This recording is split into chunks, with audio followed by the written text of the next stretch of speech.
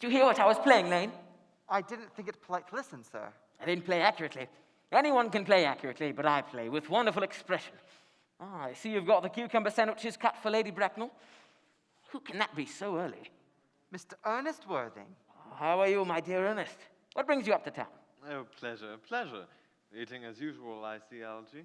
I believe it is customary in good society to take some slight refreshment at 5 o'clock. Who is coming to tea? Oh, merely Aunt Augusta and Gwendolen. How perfectly delightful. I'm afraid Aunt Augusta won't quite approve of your being here. The way you flirt with Gwendolen is perfectly disgraceful. It is almost as bad as the way Gwendolen flirts with you. Oh, I'm in love with Gwendolen. I've come to town expressly to propose to her. I thought you would come up for pleasure. I call that business. Please don't touch the cucumber sandwiches. They are ordered specially for Aunt Augusta. Well, you have been eating them all the time. It is quite different. She is my aunt. Have some bread and butter. The bread and butter is for Gwendolen. And very good bread and butter it is, too. Well, my dear fellow, you need not eat as if you were already married to her. You are not married to her, and I don't think you ever will be. Why do you say that? Well, in the first place, girls never marry the men they flirt with. In the second place, I don't give my consent. Your consent? My dear fellow, Gwendolen is my first cousin, and before I allow you to marry her, you will have to clear up the whole question of Cecily. Cecily? Oh, I don't know anyone of the name of Cecily. This is the cigarette case you left last time you dined here. But when I look in the inscription inside, I find that the thing isn't yours after all. The cigarette case is a present from someone of the name of Cecily. And you said you didn't know anyone of that name. Well, if you want to know, Cecily happens to be my aunt. But why does she call herself Little Cecily if she is your aunt? From Little Cecily with her fondest love. My dear fellow, some aunts are tall and some aunts are not tall. That is a matter that surely an aunt may be allowed to decide for herself. For heaven's sake, give me back my cigarette case. But why does your aunt call you her uncle? From Little Cecily with her fondest love to a dear Uncle Jack. Besides, your name isn't Jack, it's Ernest. It isn't Ernest, it's Jack. You have always said it was Ernest. You answer to the name of Ernest. You were the most earnest-looking person I ever saw. It's on your card. Here is one of them. Mr. Ernest Mothing, the Albany. I'll keep this as a proof that your name is Ernest. My name is Ernest in town and Jack in the country. And the cigarette case was given to me in the country. Yes, but that does not account for the fact that your small Aunt Cecily calls you her dear uncle. Come, old boy, you would much better have the thing out at once. I have always suspected you of being a secret Bunburyist, and I'm quite sure of it now. Bunburyist? What on earth do you mean by Bunburyist? I'll reveal to you the meaning of the incomparable expression as soon as you inform me why you are Ernest in town and Jack in the country. Old Mr. Thomas Cardew, who adopted me when I was a little boy, made me in his will guardian to his granddaughter, Miss Cecily Cardew. Cecily, who addresses me as her uncle, lives at my place in the country under the charge of her admirable governess, Miss Prism. Where is that place in the country, by the way? That is nothing to you, dear boy. You are not going to be invited. But why are you Ernest in town and Jack in the country? Well, when one is placed in the position of guardian, one has to adopt a very high moral tone. And as a high moral tone is hardly conducive to one's health or one's happiness, in order to get up to town, I've always pretended to have a younger brother by the name of Ernest, who lives in the Albany and gets into the most dreadful scrapes. That, my dear boy, is the whole truth, pure and simple. The truth is rarely pure and never simple. What you really are is a Bunburyist. You have invented a very useful younger brother called Ernest in order that you may be able to come up to town as often as you'd like. I have invented an invaluable permanent invalid called Bunbury in order that I may be able to go down to the country whenever I choose. If it wasn't for Bunbury's extraordinary bad health, I wouldn't be able to dine with you tonight, for I have been really engaged to Aunt Augusta for more than a week. I haven't asked you to dine. I know. You are absurdly careless about sending out invitations. Besides, now that I know you to be a confirmed Bunburyist, I naturally want to talk to you about Bunburying. I am not a Bunburyist at all. If Gwendolen accepts me, I'm going to kill my brother. Cecily is a little too much interested in him. Oh, that must be Aunt Augusta. Now, if I get her out of the way for 10 minutes so that you can have an opportunity for proposing to Gwendolen, may I dine with you tonight? Lady Bracknell and Miss Fairfax. Good afternoon, dear Algernon. I hope you are behaving very well. I'm feeling very well, Aunt Augusta. That is not quite the same thing. In fact, the two things rarely go together. Dear me, you are smart. I am always smart. Am I not, Mr. Worthing? You are quite perfect, Miss Fairfax. I am sorry for your late, Algernon, but I was obliged to call on dear Lady Harbury. I hadn't been there since her poor husband's death. Never saw a woman so altered. She looks quite 20 years younger. And now I'll have a cup of tea and one of those nice cucumber sandwiches you promised me. Good heavens. Lane, why are there no cucumber sandwiches? There are no cucumbers in the market this morning, sir. No cucumbers. No, sir. Not even for ready money. That will do, Lane, thank you. Thank you, sir. This really makes no matter, Algernon. I had some comfort with Lady Harbury, who seems to me to be living entirely for pleasure now. I hear her hair has turned quite gold from grief. I am afraid, Aunt Augusta, I shall have to give up the pleasure of dining with you tonight. I've just had a telegram to say that poor Bunbury is very ill again. This Mr. Bunbury seems to suffer from curiously bad health. Yes, poor Bunbury is a dreadful invalid. Well, I think it is high time that Mr. Bunbury made up his mind on whether he was going to live or die. This shilly-shallying with the question is absurd. I should be much obliged if you would ask Mr. Bunbury to be kind enough not to have a relapse on Saturday, for I rely on you to arrange the music for my last reception. Ah, yes. We will run over the program now, if you will kindly come into the next room for a moment. Thank you, Algernon. Gwendolen, you will accompany me. Charming day it has been, Miss Fairfax. Pray don't talk about the weather, Mr. Worthing. Whenever people talk about the weather, I always feel certain that they mean something else. I do mean something else.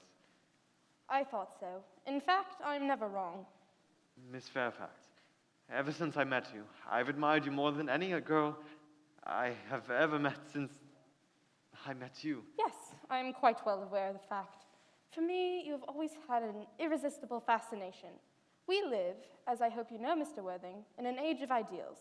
And my ideal has always been to love someone with the name of Earnest. From the moment Algernon first mentioned he had a friend called Earnest, I knew I was destined to love you. You mean to say that you couldn't love me if my name wasn't Earnest? It is a divine name. It produces vibrations. I can think of lots of nicer names. Jack, for instance, is a charming name. Jack? It produces absolutely no vibrations. The only safe name is Earnest. Gwendolen, I must christen at once. I mean, we must get married at once. Married? But you haven't proposed to me yet.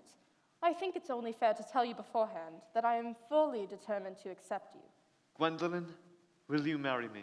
Of course I will, darling. How long have you been about it? Mr. Worthing, rise, sir, from this semi-recumbent posture. It is most indecorous. Mama, Mr. Worthing hasn't quite finished yet. Finished what, may I ask? I am engaged to Mr. Worthing. Pardon me, you are not engaged to anyone. When you do become engaged, I will inform you. And now, I have a few questions to put to you, Mr. Worthing. While I am making these inquiries, you, Gwendolen, will wait for me below in the carriage. Mama! In the carriage, Gwendolen. Gwendolen, the carriage. Yes, Mama. You could take a seat, Mr. Worthing. Thank you, Lady Bracknell, but I prefer standing. Do you smoke? Yes, I must admit I smoke. I'm glad to hear it. A man should always have an occupation. Are your parents living? I have lost both my parents. To lose one parent, Mr. Worthing, may be regarded as a misfortune. To lose both looks like carelessness. Who was your father? I'm afraid I really don't know. It would be nearer to the truth to say that my parents seem to have lost me. I was found. Found? The late Mr. Thomas Cardew, an old gentleman of very charitable disposition, found me and gave me the name of Worthing because he happened to have a first-class ticket for Worthing in his pocket at the time. Worthing is a place in Sussex. It is a seaside resort. Where did this charitable gentleman who had a first-class ticket for the seaside resort find you? In a handbag. A handbag? Yes, Lady Bracknell. I was in a handbag. A somewhat large, black leather handbag with handles to it. An ordinary handbag, in fact. In what locality did this Mr. Cardew come across this ordinary handbag? In the cloakroom at Victoria Station. It was given to him in mistake for his own. The cloakroom at Victoria Station? Yes, the Brighton line. The line is immaterial. Mr. Worthing, I confess I am bewildered by what you have just told me. To be born or at any rate bred in a handbag, whether it had handles or not, seems to me to be a display of contempt for ordinary decency. May I ask you then what you would advise me to do? I would strongly advise you, Mr. Worthing, try to acquire some relations. I can produce the handbag at any moment. Sir, you can hardly imagine that I would allow my only daughter to marry into a cloakroom and form an alliance with the parcel. Good morning, Mr. Worthing. Good morning. For goodness sake, don't play the ghastly tune, Algy. Didn't it go off all right, old boy? You don't mean to say Gwendolyn refused you? Oh, Gwendolyn is right as a trivet, but her mother is perfectly unbearable. Did you tell Gwendolyn the truth about your being Ernest in town and Jack in the country? Before the end of the week, I shall have got rid of Ernest. I will say he died in Paris of apoplexy. Apoplexy is hereditary. You would much better say a severe chill. Very well, then. My poor brother Ernest is carried off suddenly by severe chill. That gets rid of him. But I thought you said that Miss Cardew was a little too interested in your poor brother Ernest. Won't she feel his loss a good deal? Cecily is not some silly romantic girl. She's got a capital appetite, goes for long walks, and pays no attention at all to her lessons. I would rather like to see Cecily. I will take very good care you never do. Miss Fairfax. Algy, kindly turn your back. I have something very particular to say to Mr. Worthing. My own darling. Ernest, we may never be married. From the expression on my mamma's face, I fear we never shall. But although she may prevent us from becoming man and wife, and I may marry someone else and marry often, nothing can alter my eternal devotion to you. Your town address at the Albany I have. What is your address in the country? The Manor House, Woolton, Hertfordshire. The Manor House, Woolton, Hertfordshire. I will communicate with you daily. Algy, you may turn around now. You may also ring the bell. You will let me see to your carriage, my own darling? Certainly. I will see Miss Fairfax out. Yes, sir. Tomorrow, Lane, I am going Bunburying. Yes, sir. I shall probably not be back till Monday. You can pack all the Bunbury suits. Yes, sir. The Manor House, Woolton, Hertfordshire.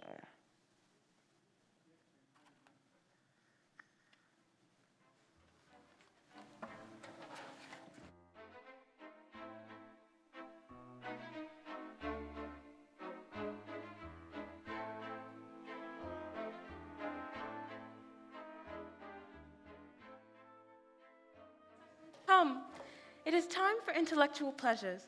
Your German grammar is on the table. We will repeat yesterday's lesson. But I don't like German. It isn't at all a becoming language. I know perfectly well that I look quite plain after my German lesson. Child, you know how anxious your guardian is that you should improve yourself in every way. Dear Uncle Jack is so very serious. Sometimes he is so serious, I think he cannot be quite well. You must remember his constant anxiety about his unfortunate brother, Earnest. I wish Uncle Jack would allow his unfortunate young brother, Ernest, to come down here sometimes. I'm sure you would be a good influence on him. I do not think that even I could produce any effect on a character so intrepidably weak and vacillating. Indeed, I am not in favor of this modern mania for turning bad people into good people at a moment's notice. As a man sows, so let him reap. Put away your diary, Cecily.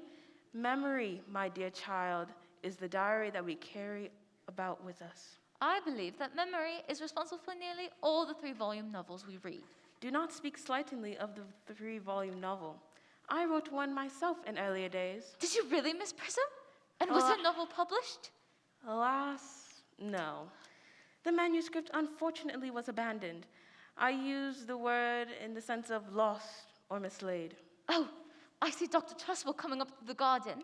Dr. Trustwell, this is indeed a pleasure. How are we this morning? Miss Prism, you are, I trust, well. Miss Prism had just been complaining of a slight headache.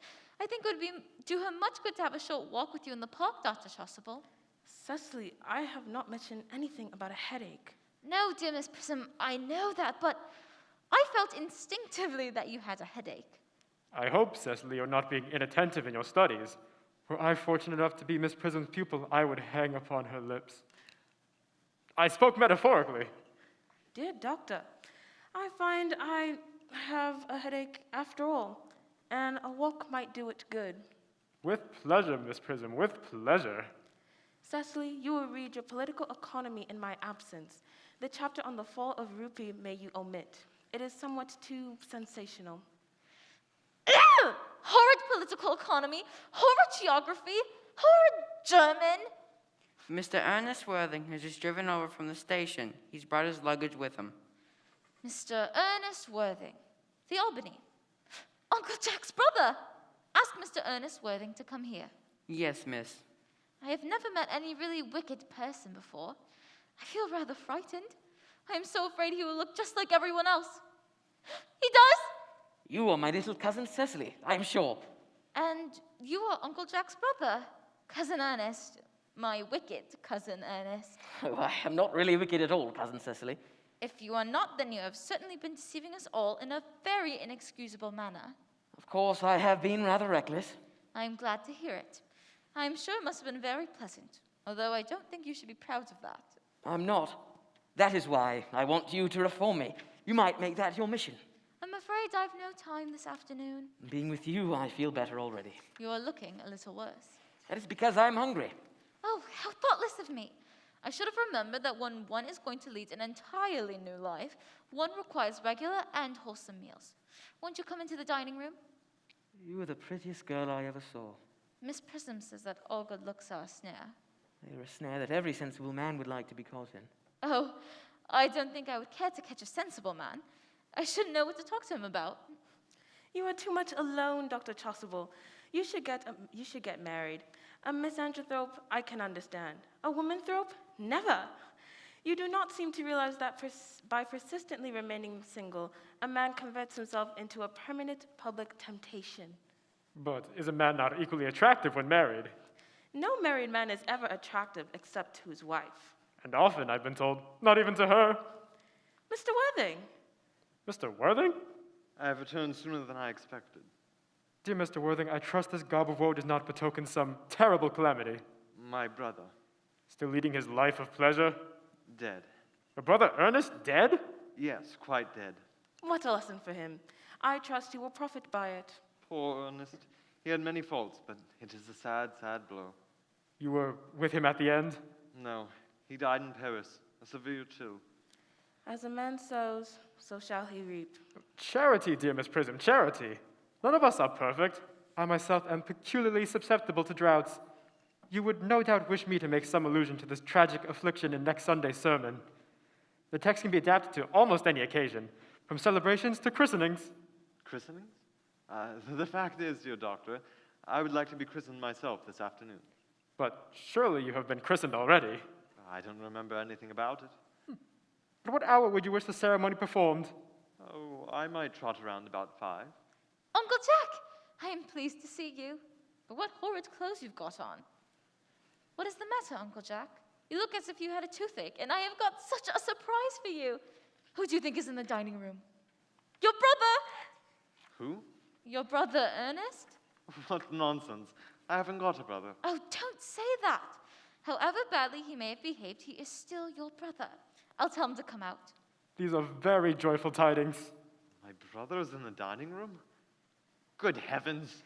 Brother John, I have come down from town to tell you that I am very sorry for all the trouble I have given you and that I intend to lead a better life in the future. Uncle Jack, are you not going to refuse your brother's hand? Nothing will induce me to take his hand. Uncle Jack, there is some good in everyone. Ernest has just been telling me about his poor invalid friend, Mr. Bunbury. Bunbury? I won't have him talking to you about any Bunbury or anything else. Uncle Jack, if you don't shake hands with Ernest, I will never forgive you. Never forgive me? Never, never, never. Well, this is the last time I shall ever do it. It's pleasant, is it not, to see so perfect a reconciliation? I think we might leave the two brothers together. Cecily, you will come with us. You have done a beautiful action today, dear child. I feel very happy. You young scoundrel, Algy, you must get out of this place as soon as possible. I have put Mr. Ernest's things in the room next to yours, sir. What? I'm afraid I can't stay more than a week this time. Merriman, order the dog cart at once. Mr. Ernest has been suddenly called back to town. Yes, sir. What a fearful liar you are, Jack. No one has called me. Your duty as a gentleman calls you back. Cecily is a darling. You are not to talk of Miss Cardew like that. I don't like it. Well, I don't like your clothes. You look perfectly ridiculous. It is perfectly childish to be in deep mourning for a man who is actually staying for a whole week with you. You are certainly not staying with me for a whole week. I certainly won't leave you so long as you are in mourning. It would be most unfriendly. Well, will you go if I change my clothes? Yes, if you were not too long. I never saw anybody take so long to dress and with such little results. This bunburying, as you call it, has not been a great success for you. Goodbye. I think it has been a great success. I'm in love with Cecily, and that is everything. I thought you were with Uncle Jack. He's going to send me away. Then have we got to part? But before I do, I hope I shall not offend you if I state that you seem to me to be the visible personification of absolute perfection. Thank you. If you allow me, I will copy your remarks into my diary. Pray, Ernest, do not stop. I delight in taking down dictation. I have reached absolute perfection. Oh, don't cough, Ernest. When one is dictating, one should speak fluently. Besides, I don't know how to spell a cough. Cecily, ever since I first looked upon your wonderful and incomparable beauty, I have dared to love you wildly. Will you marry me? You silly boy, of course. We have been engaged for the last 3 months. For the last 3 months.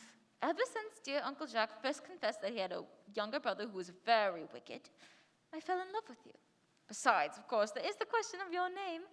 You must not laugh at me, but it had always been a girlish dream of mine to love someone whose name was Ernest.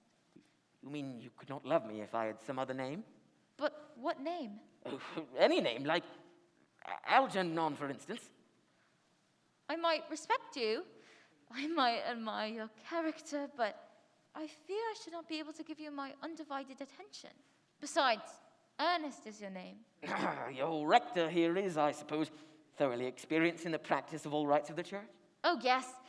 Dr. Trustwell has never written a single book, so you can imagine how much he knows. I must see him at once on a most important christening. I mean, on a most important business. I shan't be away more than half an hour. Couldn't you make it 20 minutes? I'll be back in no time. What an impetuous boy he is. I must enter his proposal in my diary. And Mrs. Fairfax just called to see Mr. Worthing. Pray ask the lady to come in here, and you can bring tea. Yes, miss. Miss Fairfax. I suppose one of the many good elderly women who are associated with Uncle Jack in some of his philanthropic work in London. Mrs. Fairfax. Pray, let me introduce myself. My name is Cecily Cardew. Cecily Cardew? What a very sweet name. I like you already. My first impressions are never wrong. How nice of you to like me so much. Pray sit down. I may call you Cecily, may I not? With pleasure, And you will always call me Gwendolyn, won't you? if you wish. Then it is all quite settled. Is it not? I hope so. My mamma, whose views on education are remarkably strict, has brought me up to be extremely short-sighted. So do you mind me looking at you through my glasses? Not at all. I am very fond of being looked at. You are here on a short visit, I suppose. Oh no, I live here. Really? Your mother no doubt resides here also. Oh no, I have no mother, nor in fact any relations. My dear guardian, with the assistance of Miss Prism, has the arduous task of looking after me. Your guardian? Yes, I am Mr. Worthing's ward. Ernest never mentioned to me that he had a ward. I beg your pardon, Gwendolyn, did you say Ernest? Yes. Oh, but it is not Mr. Ernest Worthing who is my guardian. It is his brother. Ernest never mentioned to me that he had a brother. You are quite sure that it is not Mr. Ernest Worthing who is your guardian. Quite sure. In fact, I'm going to be his. I beg your pardon? Mr. Ernest Worthing and I are engaged to be married. I think there is some slight error. Mr. Ernest Worthing is engaged to me. I'm afraid you must be under some misconception. Ernest proposed to me exactly 10 minutes ago. It's very curious for me. He asked me to be his wife yesterday afternoon at 5:30. I am sorry, dear Cecily, but I am afraid I have the prior claim. I feel bound to point out that since Ernest proposed to you, he has clearly changed his mind. Shall I lay the tea here as usual, miss? Yes, as usual. Are there many interesting walks in the vicinity, Miss Cardew? Oh, yes. From the top of the hill, one can see 5 counties. I don't think I should like that. I hate crowds. I suppose that is why you live in town. Quite a well-kept garden you have, Miss Cardew. I had no idea there were so many flowers in the country. Oh, flowers are as common here, Miss Fairfax, as people are in London. May I offer you some tea? Sugar? No, thank you. Sugar is not fashionable anymore. Cake or bread and butter? Bread and butter, please. Cake is rarely seen at the best houses. Hand that to Miss Fairfax. You have filled my tea with lumps of sugar, and I thought I asked for bread and butter.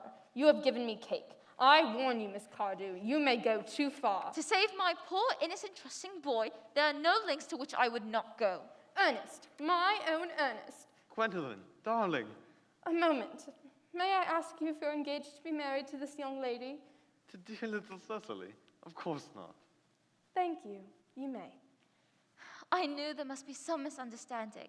Miss Fairfax, the gentleman whose arm is present around your waist is my guardian, Mr. John Worthing. This is Uncle Jack. Jack? Oh. Here is Ernest. My own love. A moment, Ernest. May I ask you, are you engaged to be married to this young lady? Good heavens.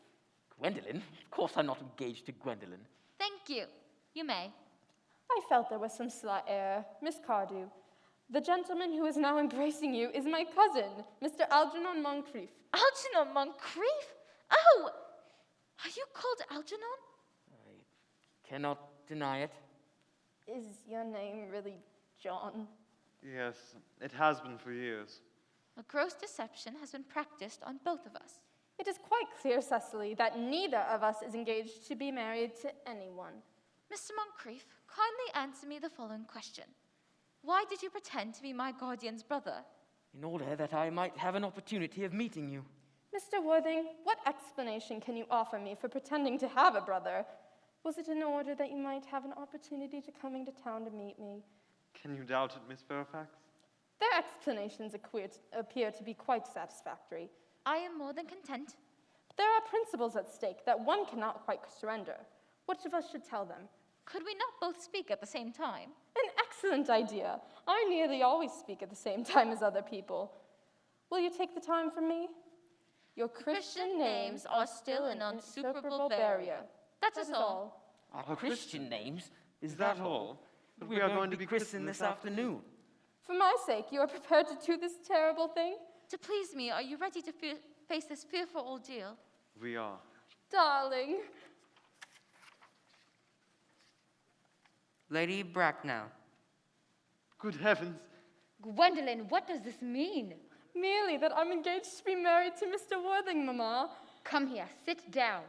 Sit down immediately. Hesitation of any kind is a sign of mental decay in the young, of physical weakness to the old. Apprised, sir, of my daughter's sudden flight by her trusty maid, I followed her at once by a luggage train. You will clearly understand that all communication between yourself and my daughter must cease immediately from this moment. And now as regards Algernon. Algernon! Yes, Aunt Augusta. May I ask if it is in this house that your invalid friend Mr. Bunbury resides? Oh, no, in fact, Bunbury is dead. The doctors found out that Bunbury could not live, so Bunbury died. He seems to have great confidence in the opinion of his physicians. I am glad, however, that he made up his mind at the last of some definite course of action. Now, may I ask, Mr. Worthing, who is that young person whose hand my nephew Algernon is now holding in what seems to me a peculiarly unnecessary matter? That is Miss Cecily Cardew, my ward. I am engaged to be married to Cecily, Aunt Augusta. I beg your pardon? Mr. Moncrief and I are engaged to be married, Lady Bracknell. I do not know whether there's anything peculiarly exciting in the air of this particular part of Hertfordshire, but the number of engagements that go on seem to me considerably above proper average. I think some preliminary inquiry of my part will not be out of place. Mr. Worthing, is Miss Cardew at all connected with any of the larger railway stations in London? Miss Cardew is the granddaughter of the late Mr. Thomas Cardew of 149 Belgrave Square. That sounds not unsatisfactory. I have also in my possession certificates of Miss Cardew's birth, baptism, whooping cough, registration, vaccination, confirmation, and the measles, both the German and English variety. Life crowded with incident. Has Miss Cardew any little fortune? About £130 in the funds. Miss Cardew seems to me the most attractive young lady now that I look at her. Come over here, dear. Pretty child. Your dress is sadly simple, and your hair seems about as nature might have left it, but we can soon alter all that. Well, I suppose I must give my consent. I beg your pardon for interrupting, but this engagement is quite out of the question. I am Miss Cardew's guardian, and she cannot marry without my consent. On what grounds do you object? My dear Lady Bracknell, the matter is entirely in your own hands. The moment you consent to my marriage with Gwendolen, I will most gladly allow your nephew to form an alliance with my ward. You must be quite aware that what you propose is out of the question. I am happy to say that everything is quite ready for the christenings. The christenings? Is that not somewhat premature? Both these gentlemen have expressed a desire for immediate baptism. Miss Prism and I have been waiting in the church. Miss Prism? Did I hear you mention a Miss Prism? Is this Miss Prism a female of repellent aspect, remotely connected with education? She is the most cultivated of ladies and the very picture of respectability. It is obviously the same person. I must see her at once. Let her be sent. She approaches. She is nigh. Dear Dr. Chasuble, I was worried what was detaining you. Prism! Come here, Prism. Prism, where is that baby? 28 years ago, Prism, you left Lord Bracknell's house in charge of a preambulator that contained a baby of the male sex. You never returned. A few weeks later, the preambulator containing a manuscript of a 3-volume novel was found, but the baby was not there. Prism, where is that baby? Lady Bracknell, I do not know. I only wish I did. The facts are these. On the morning you mentioned, I prepared to take the baby out in its preambulator. I had also with me a somewhat old but capacious handbag in which I had intended to place the manuscript of a work of fiction I had written. In a moment of mental abstraction, I deposited the manuscript in the bassinet and placed the baby in the handbag. But where did you deposit the handbag? Do not ask me, Mr. Worthing. Miss Prism, this is a matter of no small importance to me. Where did you deposit the handbag that contained that infant? I left it in the cloakroom of one of the larger railway stations in London. What railway station? Victoria, the Brighton line. I must retire to the next room for a moment. Gwendolen, wait here for me. What do you think this means, Lady Bracknell? I dare not even suspect, Dr. Chasuble. I need hardly to tell you that in families of high position, strange coincidences are not supposed to occur. Is this the handbag, Miss Prism? The happiness of more than one life depends on your answer. It seems to be mine. Yes, here is the injury it received through the upsetting of a Gower Street omnibus in younger days. And here, on the lock, are my initials. The bag is undoubtedly mine. I am delighted to have it restored to me. It has been a great inconvenience being without it all these years. Miss Prism, more is restored to you than this handbag. I was the baby you placed in it. You? Yes, mother. Mr. Worthing, I am unmarried. There is the lady who can tell you who you really are. Lady Bracknell, I hate to seem inquisitive, but would you kindly inform me of who I am? I am afraid that the news I have to give to you will not altogether please you. You are the son of my poor sister, Mrs. Moncrief, and consequently Algernon's elder brother. Algy's elder brother. Then I have a brother after all. But what is your Christian name, now that you have become someone else? Aunt Augusta. At the time when Miss Prism left me in the handbag, had I been christened already? Well, what was the name I was given? Let me know the worst. Being the eldest son, you were naturally christened after your father. Yes, but what was my father's Christian name? I cannot at the present moment recall what the general Christian's name was. But I have no doubt he had one. He was eccentric, I admit, but only in later years. Algy, can you recollect what our father's Christian name was? My dear boy, we were never even on speaking terms. He died before I was a year old. His name would appear on the army list of the period. Yes, the army lists of the last 40 years are here. These delightful records should have been my constant study. M. Generals, Malum, Maximum, Magley, what ghastly names they have. Moncrief, Lieutenant 1840. Captain, Lieutenant Colonel, Colonel General, 1869. Christian names, Ernest John. I've always told you, Gwendolen, my name is Earnest.